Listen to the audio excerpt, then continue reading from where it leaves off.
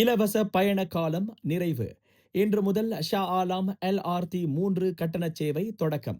ஷா ஆலம் LRT 3 ரயில் சேவையை கடந்த 6 வாரங்களாக இலவசமாக பயன்படுத்தி வந்த பயணிகள் ரேபிட் கேஎல் நிர்வாகத்தின் அதிகாரப்பூர்வ அறிவிப்பின்படி இன்று முதல் கட்டணம் செலுத்த வேண்டும் என்று அறிவுறுத்தப்பட்டுள்ளனர்.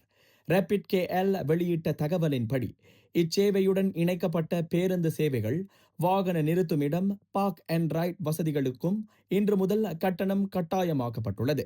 பயணிகள் தங்களின் பயணங்களை சீராக தொடங்கும் வகையில் குறைந்தபட்சம் 5 ரிங்கிட் இருப்புள்ள பணமில்லா கட்டண முறைகளை பயன்படுத்துமாறு ரேபிட் கேஎல் கேட்டுக்கொண்டுள்ளது.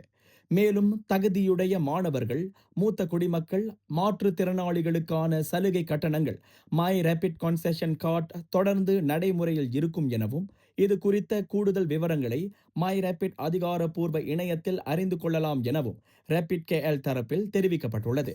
இந்த செய்தியை பெருமையுடன் வழங்குவது உயர்தரமான மை மாமாஸ் பப்படம்ஸ்.